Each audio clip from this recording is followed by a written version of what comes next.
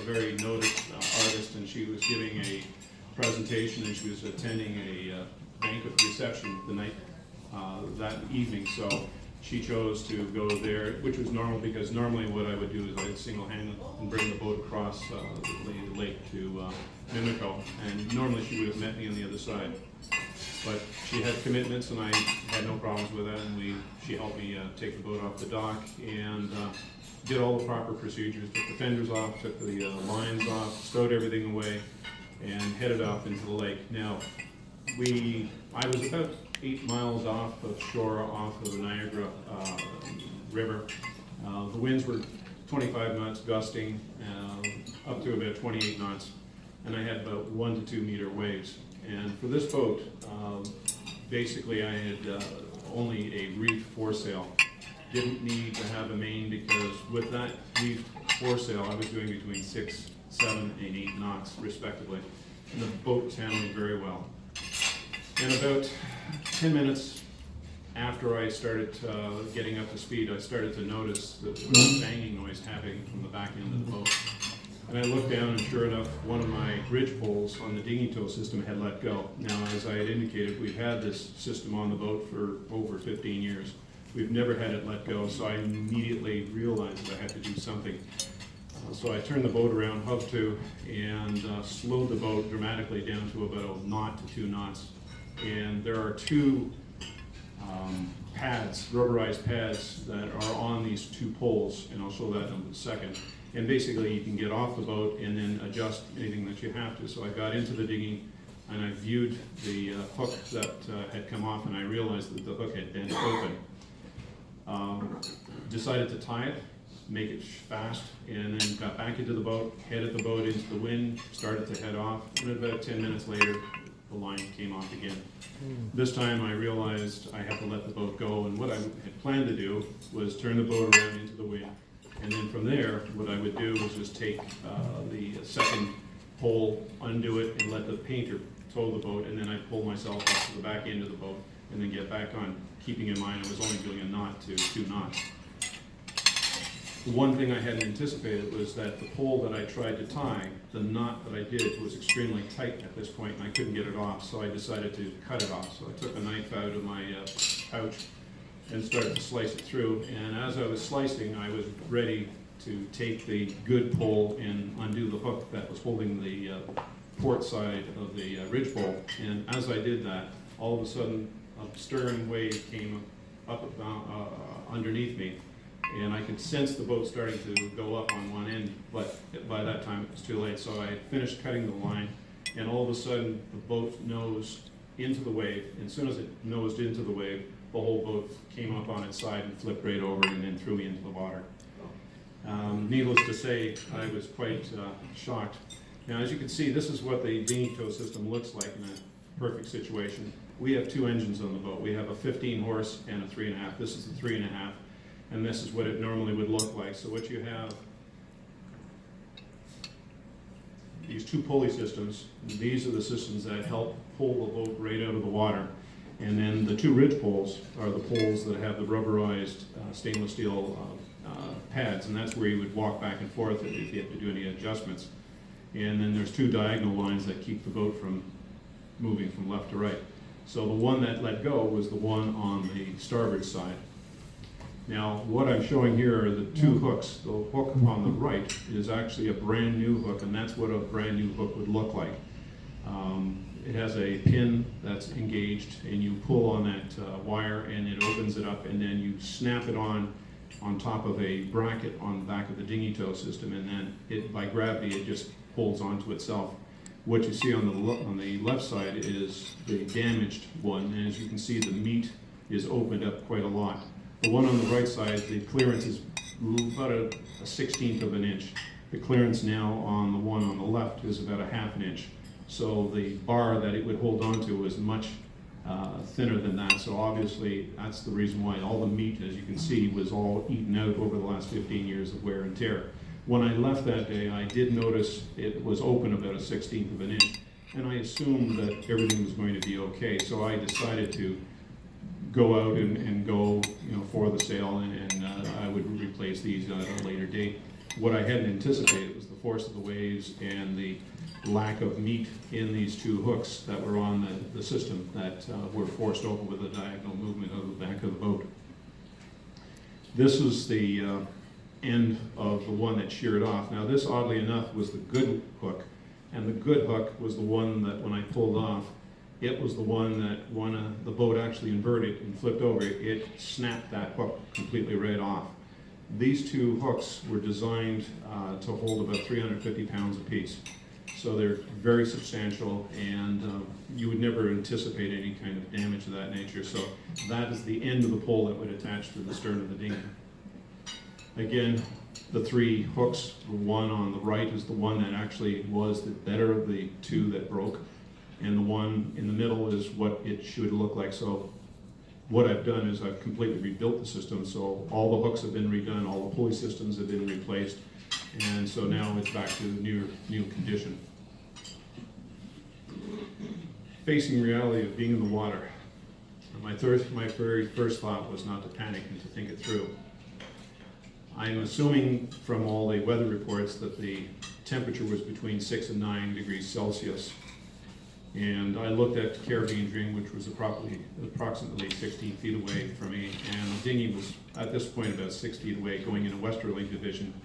I had the boat under autopilot, so she was sailing on her own, but she was still doing about a knot and a half to 2 knots, and the waves were rolling in about 1 to 2 meters.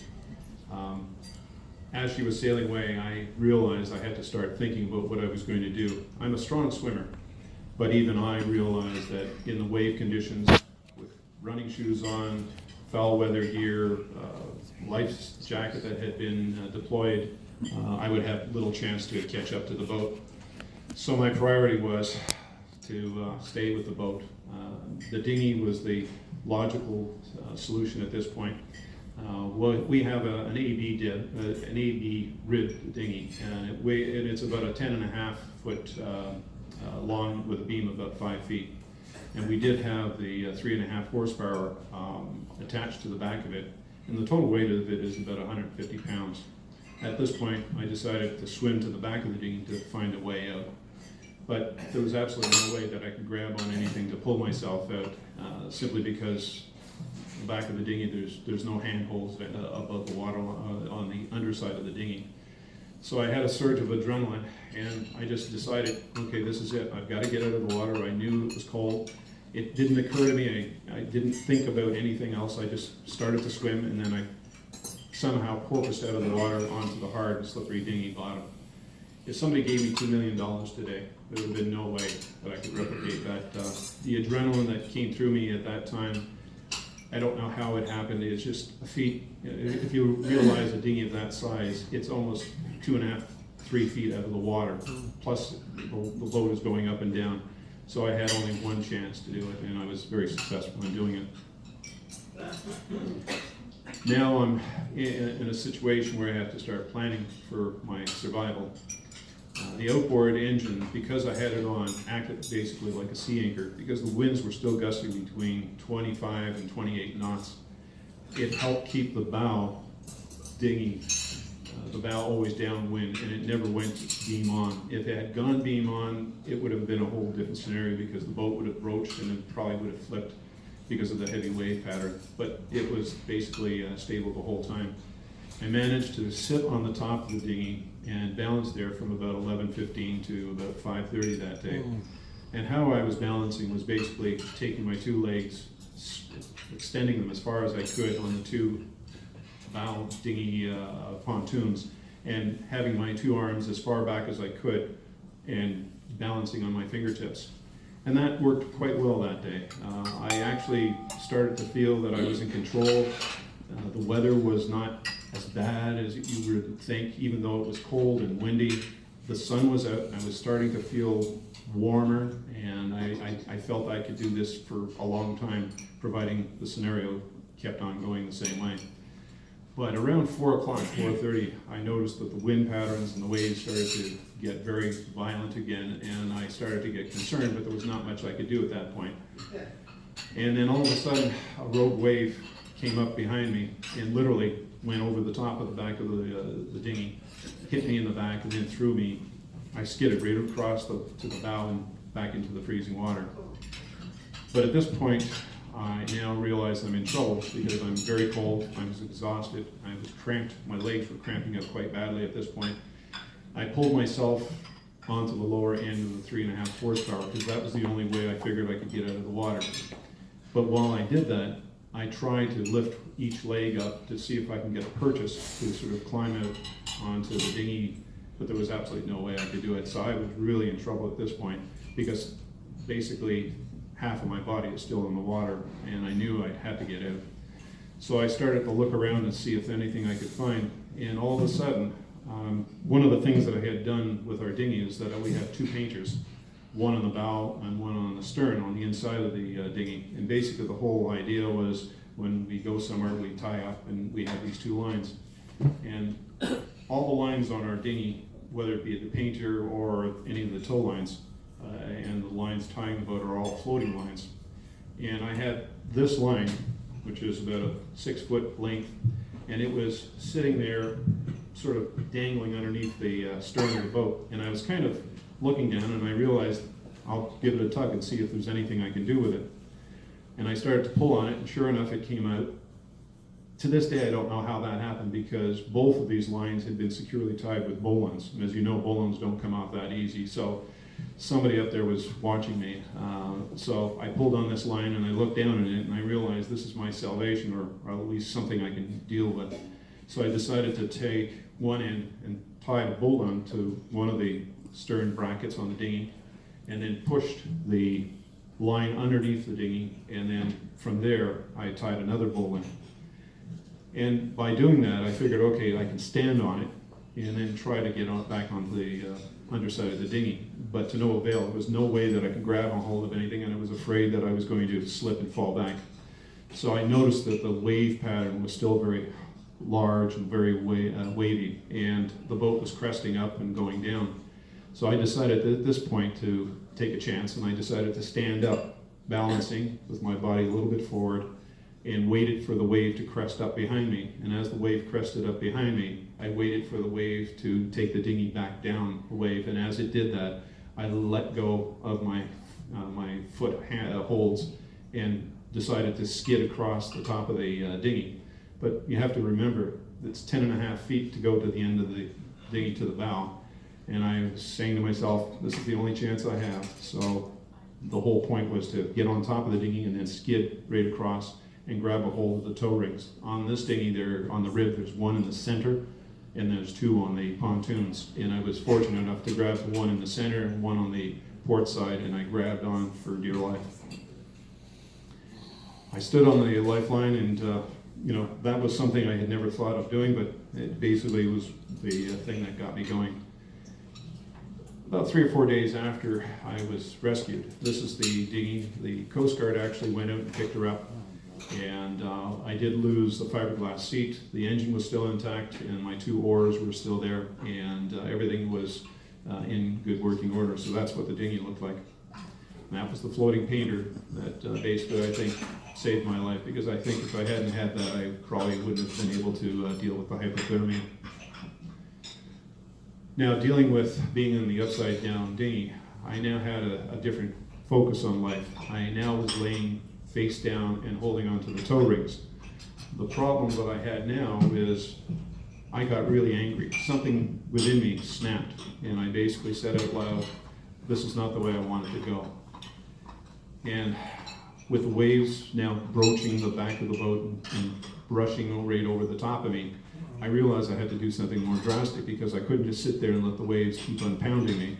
So I started to do push-ups. I would get up on my fingertips and then spread my legs as wide as I could, and then balance right on my toes and started doing push-ups. So whenever I heard a large wave coming behind me, because I couldn't look behind, I could only look forward because the boat wasn't going to broach, I basically would then do a push-up, let the wave go up underneath me, and I was always dry, lying on the V, but not on the side of the pontoon. So this way I basically was able to stay a little bit out of the water, and started to do arm and leg bends to avoid lactic acid buildup, because I realized that if I didn't do anything, I would then go into a cramp mode and then possibly not have the advantage of being able to hold on anymore. And at this point, I started to take resources of what I had on me. I still had my knife, and I looked every hour on the hour at my watch, and I started to see if there was any boats. The whole day, I never saw a single boat on the water or ship till late that night. And I started to count the hours to daylight because I wanted to keep my mind working along with keeping my body as mobile as I possibly could.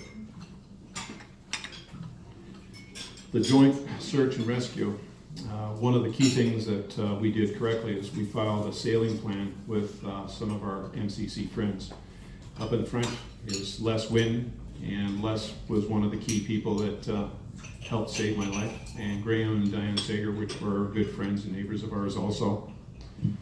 Led at this point, I had, with the sail plan that I had filed, with the amount of wind and waves and knowing how fast the boat would go, I was estimated to be in around 1, no later than 2, because going from where we were at the speed I was traveling, I would have easily been able to get in at that time. So between Graham and Les and Diane, they all started to talk, and they got worried, and instead of being complacent, they made the call around 6 o'clock to the Coast Guard. They filed it in, and at that point, the Trenton joint SRA initiated the assets for both the air and on water. The air assets included a Hercules and a Griffin helicopter, which was supplied by the Canadian RAF, the Canadian Air Force, and the water assists were all done by the Coast Guard and the auxiliary assets and the Port Weller Coast Guard. When the call came in, the Coast Guard pinged my cell phone, and they had been in contact with my wife and several of our members, and they had asked somebody about my cell phone, and they decided they would call my cell phone to find out, if there was any response. And sure enough, I wasn't on the boat, of course. They were able to locate Caribbean Dream sailing on her own. The auxiliary Coast Guard found her about 2 miles out of the Scarborough Bluffs, still sailing on her own, in about 10 feet of water, believe it or not, in 2 miles out. But they went out, they found her, they grabbed a hold of her, and then brought her into shore without the dinghy.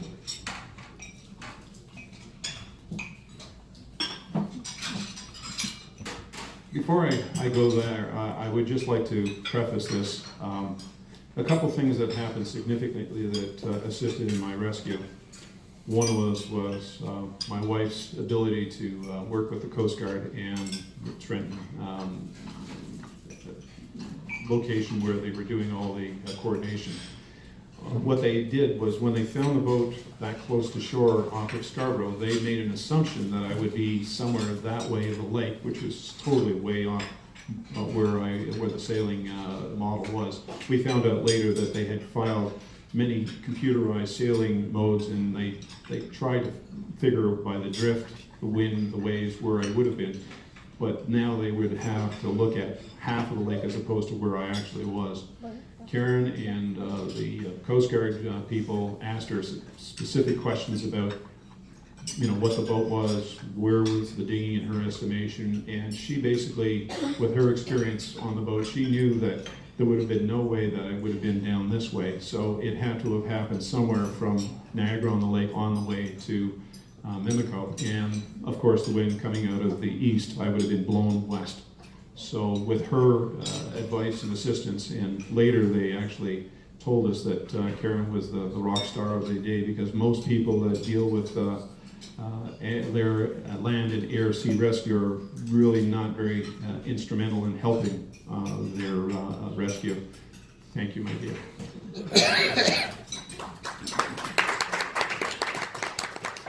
Anyway, as I was out there, the boat was found, as I said, around 8 o'clock, so immediately they decided to change their search grids, and they started looking towards the west end of Lake Ontario. And at that point, they decided to start pushing all their assets, both the water assets and the air assets, down that way. I was in the water pretty much right up till about on the upside down dinghy till about 10 o'clock that night doing my push-ups and everything else. The wind had died down significantly around 10 o'clock. I was extremely cold, very fatigued.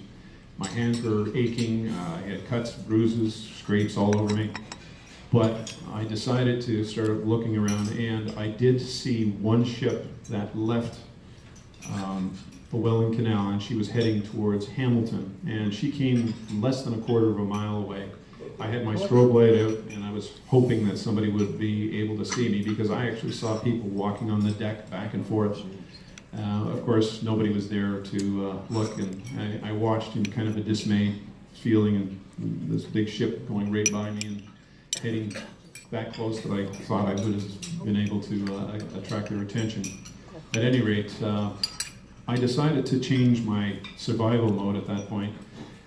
After 10 o'clock, when the winds died down, the waves were still very large. I decided to start trying to get warm, and I started to lie on my side. So I would grab the two toe points, the one in the middle and the one on either side, and then lie on one side and go into a bit of a fetal position, and at the same time do leg exercises and arm exercises, because everything, as I said, was cramping up and I was getting extremely fatigued.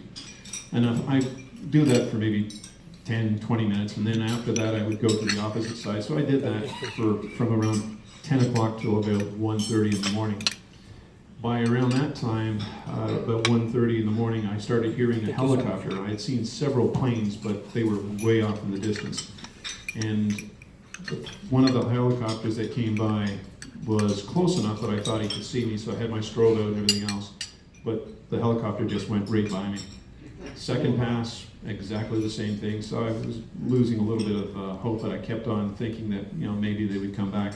And sure enough, they came back on the third pass.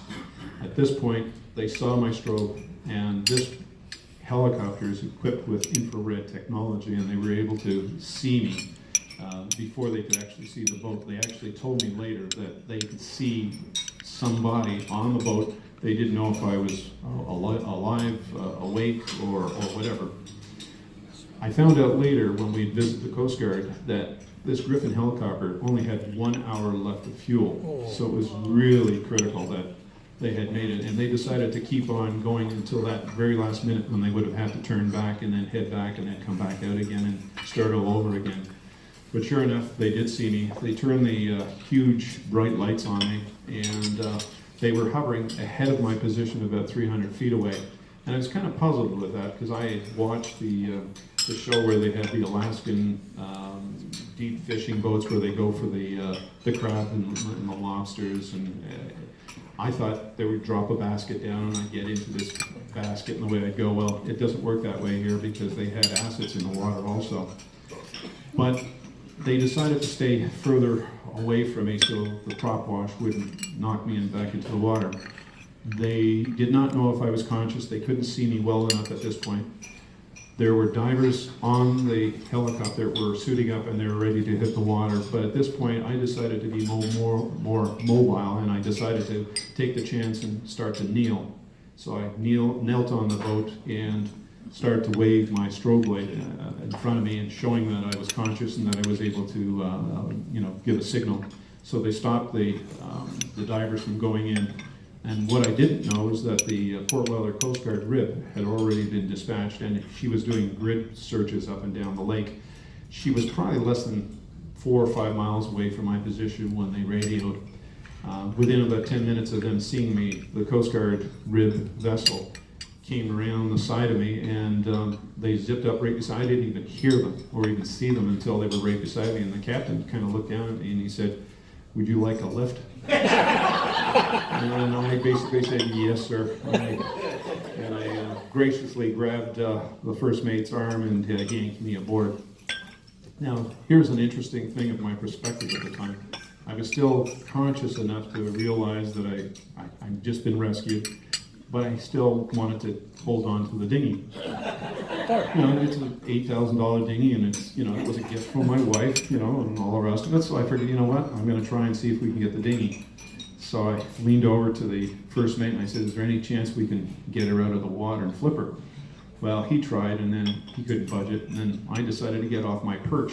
And I'm leaning over with the two of us, and we're trying to right this thing out of the water. There's no way you can do this on a rib that's upside down. The suction is just unbelievable. Actually, as a sidebar note, when they did find the dinghy several days later and they brought it to shore, they towed it in. 5 Coast Guard guys, big burly guys, tried to pull it out of the water and they couldn't do it. They actually had to go and get one of their crane apparatuses that were used to dig little holes around there, and they tied a line around it and grabbed one of the pontoon holes, the tow areas, and they told me that the back end of the tractor came off the ground. That's how much the suction was, but they did right her, and we were able to get her back several days later. This is the RFCAF Griffin helicopter. This is the model that they use, and it's still current. It has the infrared, and they had, I think, 3 or 4 people. It was a captain, co-pilot, and 2 divers on board.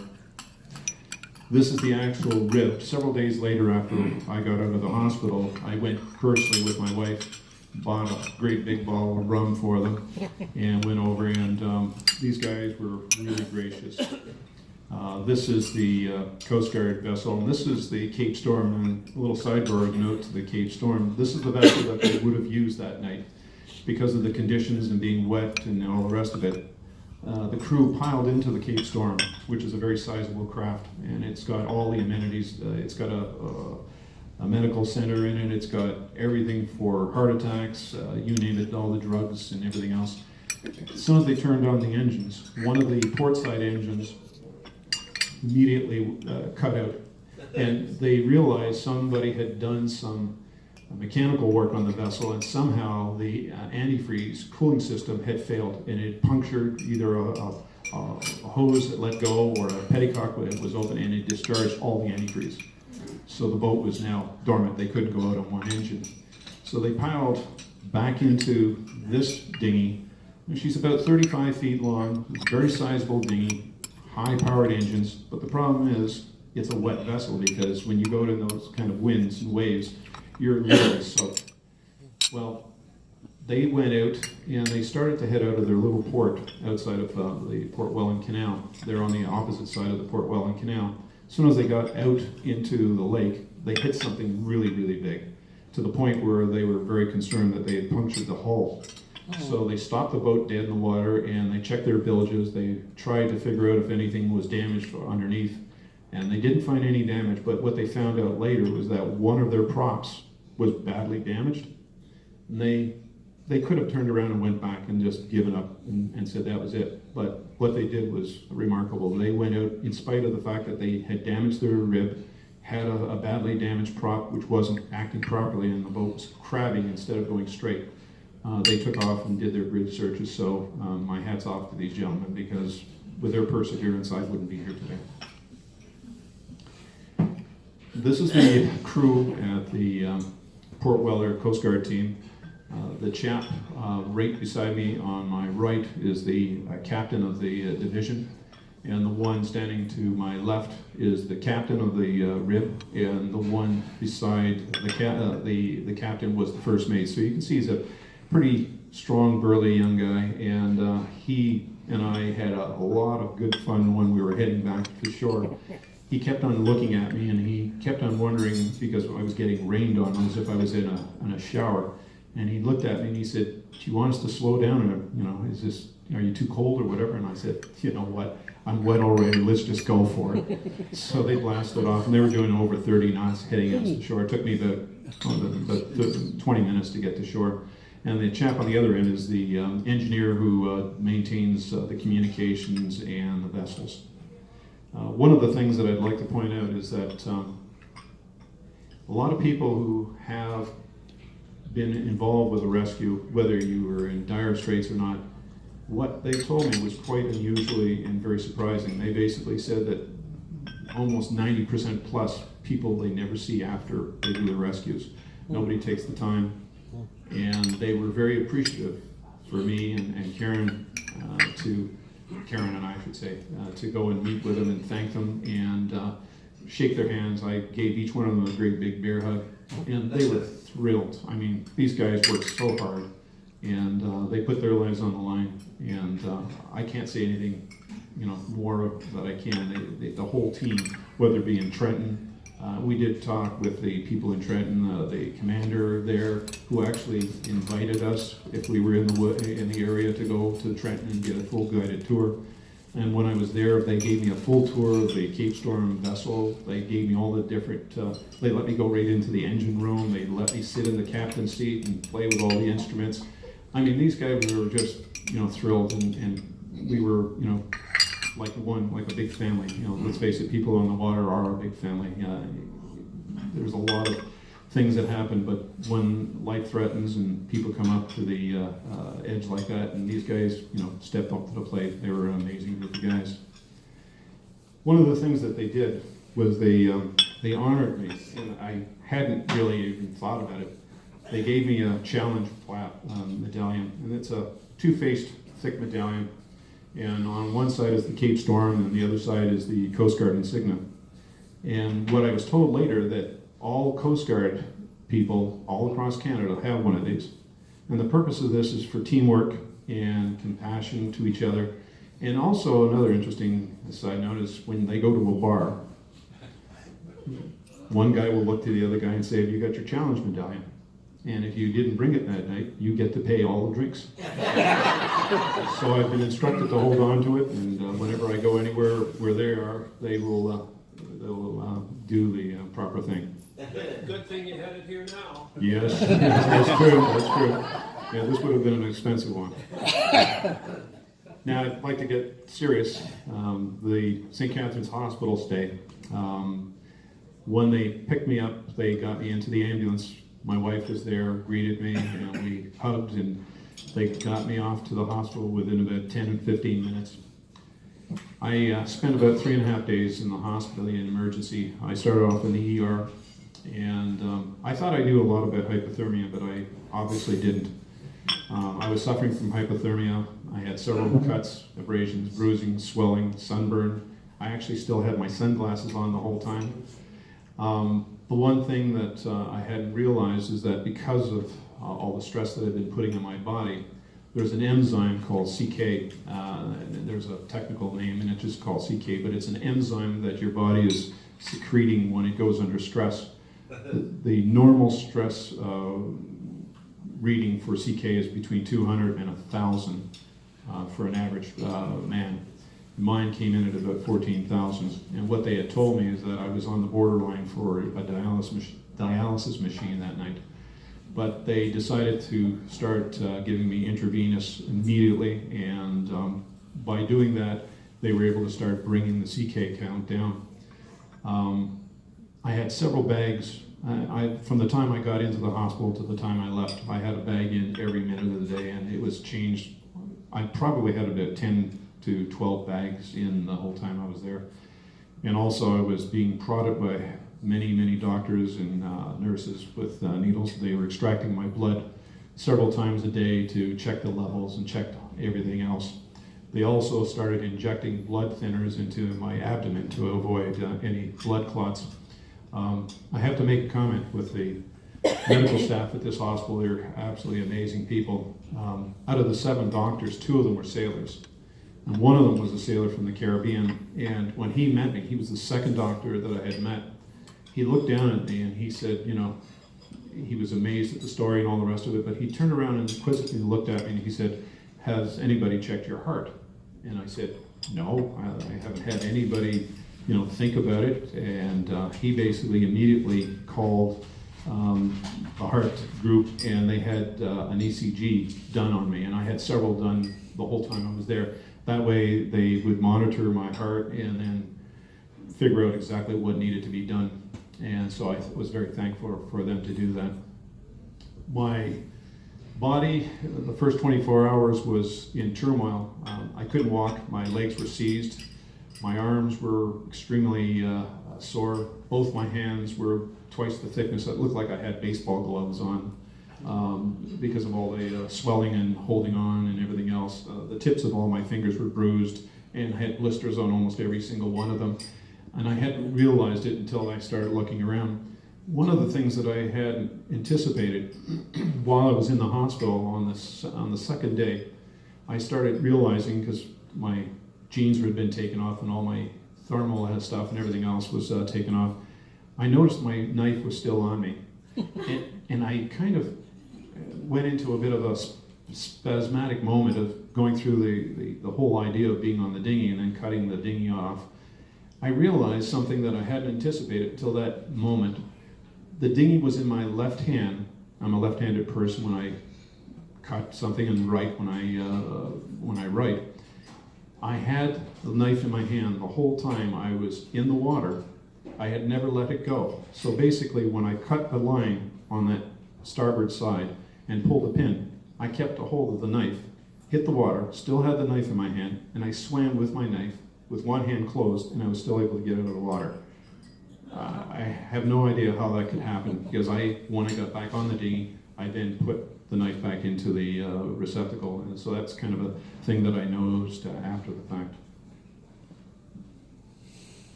This is something I really want to employ on everybody. One of the things that I want to share with you is I happened to talk to one of our good sailing skippers in our club who actually went to the Mackinac this year. He was one of the first Canadian boat that was there and participated and finished in the Mackinac. And I went over to him and I asked him about a fatality that had happened. And the reason why I'm going to preface that is the simple reason that life jackets are, for the most part, a lot of people take, they basically don't think of them the same way you should about their ability to inflate. This poor guy that was on one of the last of the sailing fleet that was to go to the start line was very experienced. The whole crew was experienced. They were about 45 minutes off of the start line. Big waves, big winds, confused. This poor chap, a 53-year-old guy, got washed overboard, hit the water, and they had practiced man overboard. They threw out a life ring. They started to have somebody watch him. They went down and turned as fast as they could, back into the wind, come back up. By the time they came back, he was gone. A week later, the Coast Guard in Lake Michigan found his body, and they determined it was purely because of his life jacket. It never opened, it never depleted, it never inflated. And the reason why I'm making note of that is because even I and my wife, we have several of these inflating jackets, have never really checked them. And what I would recommend to everybody and all your friends and your cruising people or anybody back at the club, this is the little puck that's in each one of those life jackets. And these degrade over a period of time. In salt water much faster, but in fresh water, they say about 2 to 3 years. You should check and replace those and get spares. And this is the CO2 cartridge that everyone has in their jackets. The CO2 cartridges will last a long time. It's these pucks that can cause the problem. This little $2 part caused a life. And if mine hadn't inflated, I wouldn't have been here. In this poor chap's case, they determined that because of all the heavy weather gear that he had on and the fact that he had his rubberized boots on, they filled it with water, he just sank. And there was nothing he could do. He couldn't float at all. I would implore everybody to equip your jacket with a strobe, a whistle, and a signal mirror, and if possible, a personal locator beacon. My wife and I basically talked about this, and when I took the boat over to Niagara on the Lake this year, I went out and bought my personal locating device that fits right on, and I'll show you a little bit about that. I would also make sure that if you have your friends, family, or racing buddies, get them to actually put one of these jackets on with all your clothes and pull the jacket apart and inflate it manually. A lot of us have just taken it for granted. Oh, well, we know we can inflate it, but a lot of people don't realize that if you don't inflate it and it's too tight or too loose, it can work against you. If it's too loose, you could have a problem where it comes off. And if you haven't practiced it, you get flustered, you're in a panic mode, and you may not be able to pull it out, and panic takes over. And then once panic sets in, you can lose everything. Check your strobe light and replace the batteries. And don't buy just your ordinary alkaline batteries. Go out and buy the ion batteries. They have a 20-year shelf life. And once you put the ion batteries, you pay a little bit more, but it's worth it because you'll never have to worry about them for that period of time. The other thing is check and always sail have a sailing plan whenever possible. Whenever I go across, I will always do that, because if I hadn't filed a sailing plan, I probably wouldn't have been here today. Get the personal locator beacon and die markers. The die markers are these little die markers, and I would tell everybody that on a bright sunny day, one of the things the Coast Guard indicated that if in the daytime they wouldn't have been able to find me. Due to the wave action, the froth and everything else, your dinghy is invisible to them. And they said the best thing to have is one of these die markers, or several, have them in your jacket, and then have a signal mirror, because the signal mirror, they can, if it's a bright sunny day, they can use that. And it never occurred to me, I had one and it was in my ditch bag. Totally useless. Well, unless you lose the whole boat. But at any rate, that's what I've been attached to each one. Going to the parts of the dinghy tow system and the davits, from now on I will always be diligent on checking. Ours is a dinghy tow system, but if you have davits and the davits break and the boat flails around because of a part that's worn, look for wear and tear and replace them. This is the Rescue Me. It's made in the UK, and this little device is good for anywhere in the world. It's good for being on land, sea. If you're mountaineering or if you're going through the woods, you just register it with the proper authorities here in Canada. Don't buy one cheaper in the States or in the UK. If you bring it back to Canada, it has to be registered in the country that you bought it. And that's just a cautionary thing, because I thought I could buy it $40, $50 less in the States. But I realized by looking up all the information that you have to use the country because it's registered to where you live. And this is a little caricature that I've had for many, many years. And this is the way I think of life sometimes. Don't ever give up. I'm the frog. It's trying to swallow me. And I've just grabbed a hold and I'm not going to give up. And basically that's my motto. And there's also will there's a way, and that's my other motto. Thank you for your patience.